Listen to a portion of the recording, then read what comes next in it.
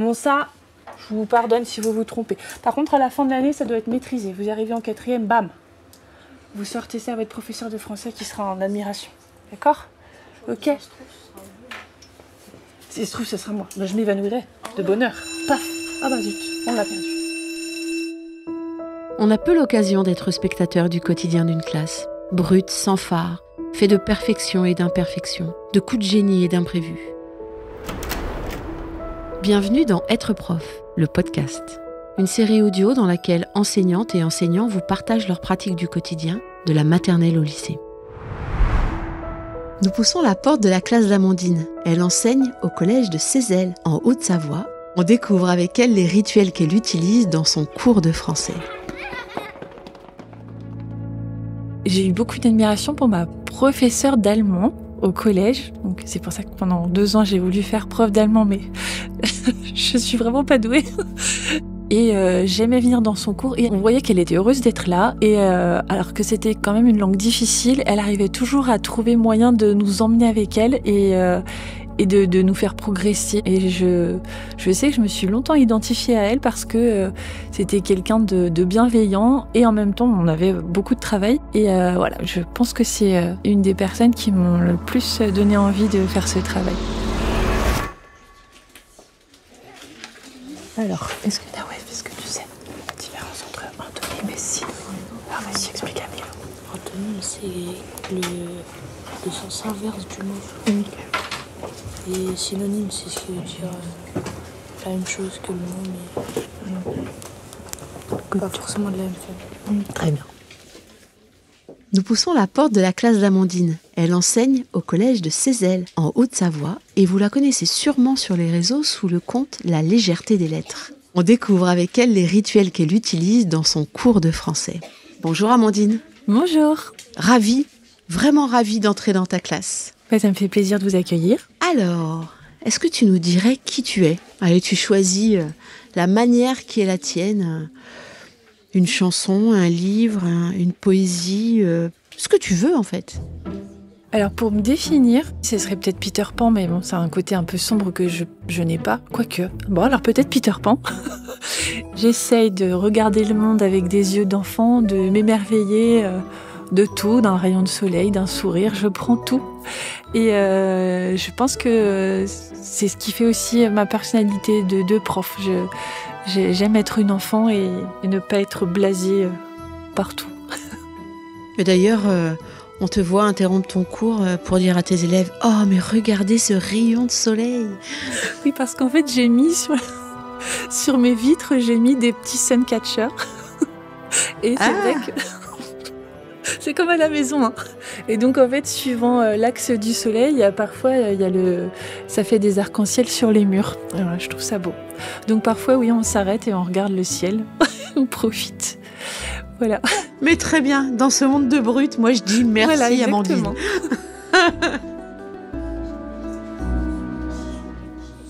Alors on découvre avec toi ta manière de ritualiser ton cours.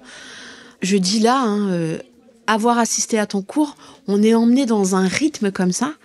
Et donc on va parler de ces rituels que tu utilises tout au long de ton cours. On va commencer par le remue-ménage. Je vous distribue le remue-ménage qu'on va coller dans le cahier de langue partie grammaire. Vous collez la fiche et vous commencez à travailler au crayon à papier, seul dans un premier temps. Tu nous parles du remue-ménage ? Alors, donc moi, l'enseignement de la langue, ça a été quelque chose de difficile pour moi. C'est pas la partie que j'aimais le plus. Et puis maintenant, je prends beaucoup plus de plaisir qu'avant à enseigner la langue, justement parce que j'essaye de la voir. Donc le remue-ménage, c'est un exercice de réécriture qu'ils auront au brevet. J'essaye de le prendre un peu comme un challenge et j'ai remarqué que on peut pas faire une leçon de grammaire une fois et estimer que les élèves vont savoir. C'est impossible. Enfin, si ça existe, ça doit être très rare. Il faut rebrasser toujours, il faut revenir. Et la ritualisation, ça permet justement de fixer des habitudes, des réflexions et de progresser. Et donc, je le vois, ce qui est intéressant, c'est que comme j'ai longtemps eu des 6e et que je récupérais ces élèves en 3e, eh bien, il y a des choses, je me suis dit, ouf. Je vois que certaines... Alors, je dis pas que c'est tous les élèves, hein, mais je vois qu'il y a certaines habitudes, certaines choses qui ont été fixées et je pense que c'est en partie grâce à ces rituels. Alors, donc, réécrivez la phrase en remplaçant cet homme par ces hommes. Tu vois. On a un petit exercice, enfin c'est pas un exercice, en fait je donne une phrase et à partir de cette phrase il y a des petites questions qui sont posées. Donc on a les classes grammaticales. Nous voici face à un ennemi redoutable, j'ai nommé le que. Souyana. Conjonction de surcoordination. Vous êtes d'accord ou pas? Pronom. Moi je propose qu'on applaudisse Souyana. Hein. C'est ce que je dis. Oh. Ensuite, je demande de donner le temps, le mode et la valeur d'un verbe, puis de conjuguer deux verbes. Et ensuite, on a des petites questions de vocabulaire, synonymes, antonymes, champ lexical, parce qu'il mélange tout le temps. Et donc ça aussi, c'est des choses qui sont simples, mais si on les rebrasse pas, ben ça fixe pas. Donc on revoit ça, champ lexical, tout ça. Un mot de la même famille, ça veut dire qu'il y a un radical commun. Est-ce que dans gelé, t'entends froid? Non. Ah bah, Ça, donc c'est un mot de sens qui a le sens commun, mais c'est pas la même famille. Et puis ensuite, les terribles fonctions qui ont du mal à rentrer. Et donc sur cette fiche qu'on fait chaque semaine quand même, donc ça revient très très souvent. Chaque semaine, on va revoir toutes ces notions grammaticales, de conjugaison et de vocabulaire, et ça permet de fixer certaines notions. Tu as une phase individuelle et une phase collective. Donc c'est 10 minutes. Je les mets à travailler 5 minutes tout seul. Ensuite, je leur permets de travailler les 5 autres minutes avec un camarade ou avec les membres de l'îlot. Et après, on corrige tous ensemble au tableau. Ok. Tu travailles explicitement les compétences pour travailler ensemble? Alors j'essaye vraiment d'axer sur la coopération en classe, de favoriser ça, mais en faisant attention parce qu'il y a vraiment certains élèves qui sont assez réfractaires, donc je leur demande pas tous la même chose. Je laisse toujours la possibilité, mais j'incite fortement quand même. Ou je leur demande, en fait en début d'année ils ont une petite feuille puis ils me mettent ou même 2 fois dans l'année, je demande avant les vacances de Noël aussi, je leur demande à côté de qui ils voudraient être. Je leur rappelle par contre que c'est pas pour faire des associations de malfaiteurs, c'est pour travailler. Donc j'essaye de me mettre avec un camarade avec qui je m'entends bien, mais pas avec celui ou celle avec qui je vais faire la foire, quoi. Et c'est très important pour moi de favoriser ça parce que vraiment on voit que le groupe, enfin moi je trouve que dans certaines classes c'est très très fort. Le groupe peut avoir une influence très très positive sur un élève. Et donc là par exemple on a travaillé récemment sur l'attitude à avoir en classe et la confiance en soi. Et il y a une petite, mais elle est exceptionnelle. Et si on l'écoute, elle a une confiance en soi, c'est 0. Et je trouve que depuis le début de l'année, c'est les autres qui la portent. Et ça y est, elle commence un petit peu à s'épanouir, à croire en elle. Mais on est en janvier, hein. Ça demande du temps. Mais je crois très très fort à ça, au pouvoir du groupe et du soutien, de la coopération. Ok, on sent beaucoup de complicité avec tes élèves. C'est simple, c'est soudain, j'entends dit, ouais. Et soudain nous entend Jim. Ah super, très bien. Et qu'est-ce qu'on n'oublie pas sur le i? Le chapeau. Hop hop hop. Et on est grand, hein. Pas de chapeau quand même. On dit quoi? Action circonflexe. Voilà, quand même, un chapeau. Entre nous, on est grand maintenant.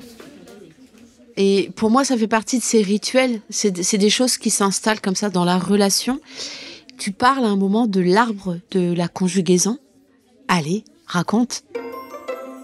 Alors c'est un arbre, d'ailleurs il y a beaucoup de leçons comme ça que je construis avec mes élèves, donc on a une notion à étudier et on essaye de la transformer en leçon qu'on va retenir facilement. Donc dans le bas de notre arbre c'est les racines, donc c'est le passé, et puis plus on va monter dans l'arbre, on va finir tout en haut avec le présent. Et puis tous les autres temps qui ne sont pas placés sur l'axe chronologique, ils sont représentés, tout ça fait une petite histoire en fait, hein. Ils sont représentés, donc le soleil, par exemple, c'est l'impératif. On a un petit oiseau qui rêve, c'est le conditionnel, etc. Puis il y a Maître Déodat qui est sous son arbre et qui dit bien sûr que la force soit avec toi pour retenir le subjonctif. Donc je mise sur cet arbre pour créer des images mentales et puis je m'y réfère très régulièrement.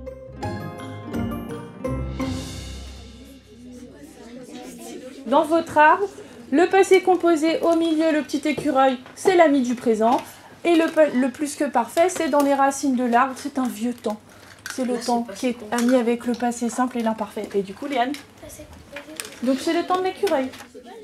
Mais c'est vrai que c'est des choses qui sont difficiles parce qu'en fait, on part parfois du principe qu'ils maîtrisent certaines choses, mais juste la base, ce n'est pas maîtrisé. Et récemment, il y a une élève, j'étais contente qu'elle me le dise puisqu'on travaille sur les fonctions.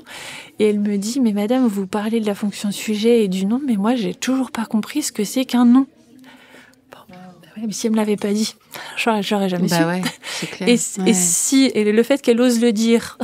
Il n'y a forcément pas qu'elle qui rencontre la même difficulté, donc ça permet aussi de revoir un petit peu où on en est tous et voilà, j'essaye d'utiliser des leçons à manipuler ou des leçons qui visuellement vont les aider à mémoriser. Leçon à manipuler, c'est quoi? Donc, par exemple, j'ai une leçon à manipuler sur les classes grammaticales et c'est avec des mains. Donc, j'ai fabriqué des mains en papier. Et donc, les élèves doivent soulever, par exemple, ils soulèvent un doigt, ils soulèvent le pouce et sous le pouce, il va y avoir les déterminants. Et puis comme ça, donc ils soulèvent la languette et puis ils s'entraînent en fait. Et c'est la même chose que je fais pour les quiz. J'ai plein de petites leçons comme ça où le fait de manipuler, déjà c'est sympa, c'est agréable. Et puis on cache la bonne réponse et quand on soulève, on a la réponse et donc on peut comme ça se tester soi-même ou faire avec son voisin. Première question. Donne la classe grammaticale de pour. Prends ton temps, respire. Je sais c'est quoi la liste, mais je sais pas. Alors dis la liste déjà. Adam par pour envers avec 200 sous. Très bien, essaye de te rappeler sous quel doigt. Jette à la moitié du pot. Et puis une manière de faire varier les formats, encore une fois. Hein, je pense que la variation est source d'apprentissage, ou en tout cas peut répondre à pas mal de problèmes ou de questions sur l'hétérogénéité de nos élèves. Tout à fait. Et puis ce que je fais aussi, c'est que je varie. Il y a des élèves à qui ça correspond pas forcément, donc je construis avec eux. Je leur dis, si la leçon à manipuler ça ne va pas, je te photocopie un mémo tout simple. Et ils me disent ce qui leur convient le mieux, et puis on fait en fonction de chacun. Enfin, on essaye en tout cas. Un autre rituel que tu as, auquel on a assisté, c'est une lecture offerte. Donc, on lit. Vous ne faites pas de remarques, vous n'interrompez pas. Vous profitez, vous savourez. Et regardez. Donc, c'est un livre de Baptiste Beaulieu, qui est un médecin pour qui j'ai beaucoup d'admiration. Enfin, des fois, il me fait pleurer, tellement il dit des choses. C'est le même monsieur qui a fait le livre sur Oscar. Non, ça c'est Eric Emmanuel Schmitt. C'est un autre. Je veux bien que tu parles de ce que c'est qu'une lecture offerte. Ça, c'est mon petit plaisir de cette année que j'ai mis en place. Alors, j'en avais fait avant. J'ai découvert moi-même ce plaisir. Une année, un dimanche soir, c'était à la période de Noël, et je me suis dit, j'aimerais tellement avoir une cheminée dans ma salle. Donc, j'ai mis sur Pronote, j'ai envoyé un message à mes élèves en leur demandant si l'un d'entre eux pouvait construire une cheminée en carton. Et dès le lendemain matin, j'ai eu plein de messages d'élèves super motivés. Et le mardi matin, dans ma classe, quand je suis rentrée, j'avais une super jolie cheminée avec des petits bouts de bois, avec une guirlande électrique. J'ai pleuré, j'étais tellement émue. Et donc, j'ai décidé de faire un rituel de lecture au coin du feu. C'était juste une sorte de calendrier de l'Avent en attendant les vacances. Ils avaient à chaque cours une petite lecture. Donc, j'ai d'ailleurs lu La petite marchande d'allumettes. Je me suis effondrée devant mes troisièmes. Mais c'était beau. En fait, je projette au mur, je projette un feu. Et puis, les stores sont baissés. Et puis, donc, je lis pendant quelques minutes.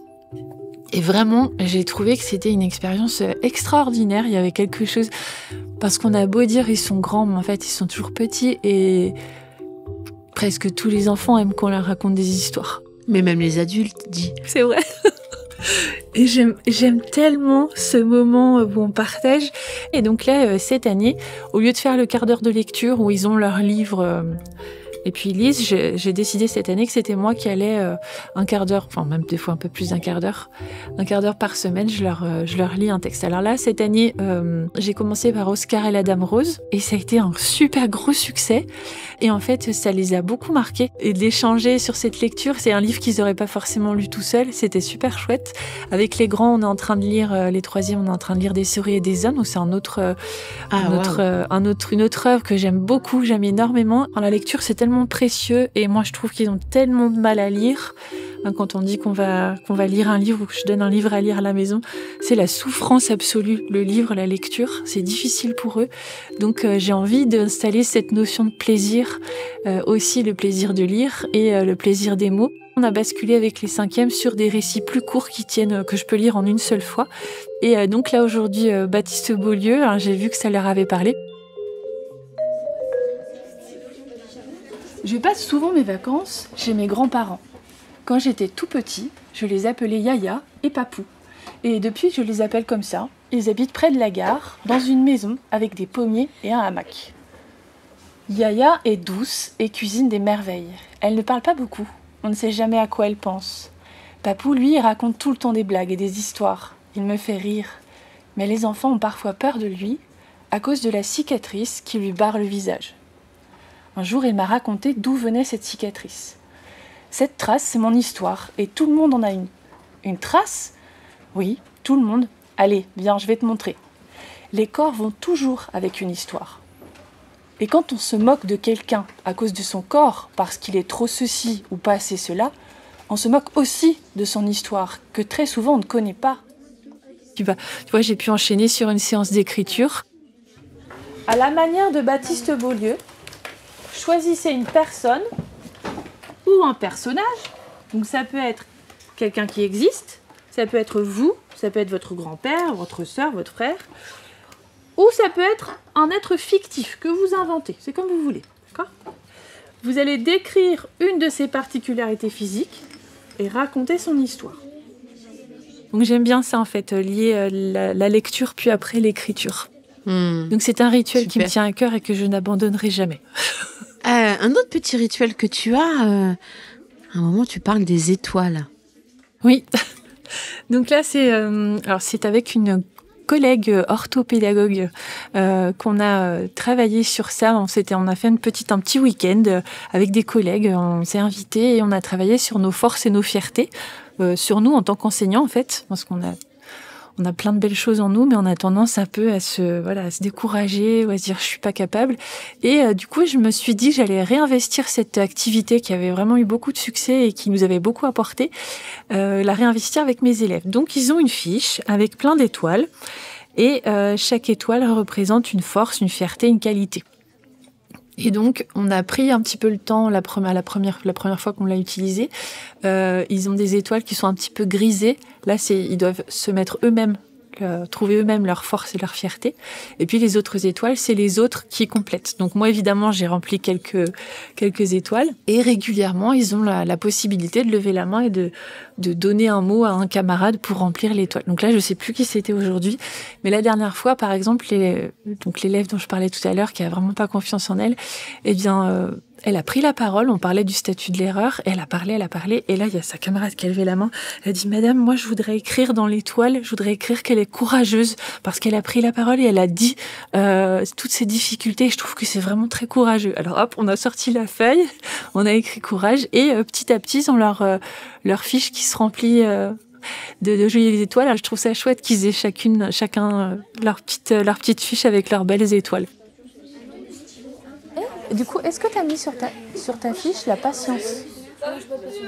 Ah non. Ah bah tu vois, tu peux le mettre. Tu l'as avec toi ? Oui. Ah, tu vois ? Hop. Sur la fiche des étoiles. Et donc moi aussi j'ai la mienne. Et ils sont trop mignons parce que des fois ils me mettent un petit mot dans mes étoiles aussi. Oh. Ouais. La force du groupe. Ouais, c'est ça. Un autre rituel que tu as, c'est la dictée de la semaine. Alors, c'est pas mon préféré. Parce que forcément, je fais face des fois à des questions, j'ai pas toujours le moyen de bien y répondre, je trouve. Mais donc, je prends toujours aussi l'idée de les attirer vers la lecture. Je prends des phrases issues d'un livre que j'espère l'un d'entre eux pourra m'emprunter. Donc là, c'était les petites reines. Alors, je lis la phrase une fois, et ensuite vous écrivez. Pour l'instant, juste vous vous concentrez sur le sens. C'est bon ? Akima murmura un « oui », dans lequel je devinais un nez embourbé de pleurs et des yeux noyés de larmes. Et donc c'est juste une phrase, parce qu'on essaye de pas trop souffrir, parce que la dictée c'est dur. Et on dicte une phrase, il y a un élève, un ou une élève qui va à l'ordinateur, et puis qui écrit en même temps que les autres, et après je vidéo-projette sa phrase à lui ou à elle, et on travaille à partir de cette phrase, donc ils me disent ce qu'ils repèrent, ce qu'on doit corriger, etc. Donc ça permet un petit peu d'apprendre à analyser une phrase, analyser ses erreurs, et puis on rebrasse pas mal de notions d'orthographe. Maintenant, vous repérez les noms. Et vous regardez s'il n'y a pas en déterminant un adjectif. Par exemple, les petits chats, pour savoir s'il s'agit du singulier, du pluriel, du masculin ou du féminin. Vous me suivez quand je vous parle ou vous êtes sur une autre planète là ? C'est bon ? Donc vous respectez bien la chaîne d'accord. Le nom, le déterminant et l'adjectif éventuel. Un autre petit rituel que tu as, c'est que tu fais le travail avec eux. Ah oui, ça j'aime bien. En fait, j'aime bien me mettre à leur place et rencontrer les mêmes difficultés. Je me mets, moi aussi, je m'assieds, puis je fais le travail en même temps qu'eux. Alors bon, des fois je vais pas jusqu'au bout parce que il faut bien que je les aide et que je circule au milieu des îlots, etc. Des fois, c'est moi qui leur demande de l'aide. Et donc, ils sont contents de m'aider et puis de m'accompagner. Et puis après, ça me permet aussi je me dis parfois, mais le sujet que j'ai donné, c'est pas très clair, en fait. Mes consignes sont trop floues. Donc, ça me permet aussi de revoir un peu la façon dont j'explicite les choses. Et une dernière chose, tu leur proposes des quiz. Oui, alors ça, c'est la nouveauté de cette année. Donc, c'est en grammaire, pas forcément qu'en grammaire, mais quasiment qu'en grammaire. Donc, normalement, c'était prévu à chaque retour de vacances. On fait un quiz, donc c'est pareil, c'est un quiz à manipuler. Il y a, je crois qu'il y a 20 questions ou 18 questions sur tout ce qu'on a rebrassé. C'est un peu le même système que pour le remue-ménage. Donc des questions sur le vocabulaire, la grammaire, et il y a des petites étoiles juste à côté, il y en a 3. Et donc ils sont censés le faire la première fois avec moi. Il y a la question qui est écrite, ils soulèvent et derrière ils mettent la réponse. Ensuite on corrige. Et puis normalement, à la maison, ils doivent refaire tout seuls. Donc en soulevant la petite languette, ils vont vérifier la réponse et ils colorient la petite étoile s'ils ont juste ou pas. Donc s'ils rebrassent régulièrement, comme là il y a un élève que j'ai vu, en fait il a fait 5 étoiles. Je vois que certains ont travaillé chez eux, ils ont réutilisé les quiz, vous avez rempli les petites étoiles. Alors Anthony, tu es le champion, j'ai l'impression. Comment ? Mais en fait, il a utilisé son quiz et il l'a fait plusieurs fois chez lui. Et il a plein d'étoiles remplies. Moi, j'en ai mis que 3 et il a rajouté. Donc, ça veut dire... Bon, c'est le seul. Hein. Sur les 2 classes, c'est le seul qui a fait autant. Mais c'est chouette parce que du coup, en plus, là, il était tout content d'avoir fait et de montrer aux autres qu'il avait bien travaillé. Et puis, en plus, du coup, ça marche. Et est-ce que tu as vu que tu avais progressé au fur et à mesure ? Il y en avait de plus en plus qui étaient colorés, c'est vrai ? Oui. Ah voilà. Ça y est, on a notre champion. Donc, ça permet de rebrasser des notions. On fait ça, j'ai prévu, mais là, j'avais oublié. J'ai prévu de faire à chaque retour de vacances. Comme ça, c'est une autre façon de travailler. C'est sur une période plus longue, mais comme ça, on revoit un peu les notions à maîtriser. Super. Moi, je trouve que dans la conduite de classe, quand on y goûte, on se demande comment on a fait avant pour ne pas avoir de rituel. Tu vois, il y a un truc... C'est avec l'expérience que tu t'aperçois que les rituels d'une classe, d'un cours, c'est la colonne vertébrale. Et je veux bien que tu nous racontes le chemin que tu as fait par rapport à la ritualisation de tes cours. Alors en fait, je crois que il me semble que c'est venu d'une des rares formations qu'on a eues sur l'autisme. En fait, on a vu un rappel sur le fait que ces enfants ont vraiment besoin de repères et de rituels et de choses qui reviennent. Ça les cadre.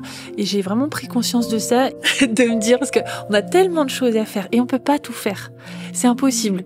Donc, ritualiser, je me dis, un quart d'heure de lecture, 1 heure de ci, 1 heure de ça. Ça me permet aussi de me rassurer, de me dire que je vais pouvoir caser un maximum de choses dans ma semaine. Et je trouve que ça rassure aussi les élèves. Ils savent ce qu'on va faire, ils savent que tel jour, on va sortir tel cahier. Ça rassure et ça cadre. Alors, ne soyez pas inquiets, il y aura bientôt un quiz 3 qui sortira. Vous l'attendiez avec impatience. Et si vous voulez, vous pouvez vous-même décider de poser des questions et je les mets dans le quiz numéro 3. D'accord ? Le but, c'est de vérifier que les camarades ont compris. C'est pas de les piéger. Ne faites pas exprès de mettre des choses difficiles. Mais vous pouvez vous dire, ça, je pense que vraiment, c'est important qu'on le sache. Et hop, vous me donnez votre petite question là avec la réponse et je mets dans le quiz 3 ou le quiz 4. Si tu avais une campagne de pub à faire pour les rituels, ça dirait quoi ? Oh là là. C'est vraiment la question. C'est la question subsidiaire.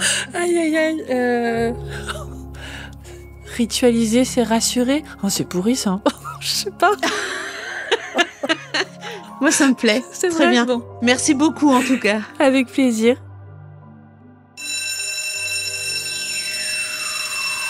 C'était Être prof, le podcast.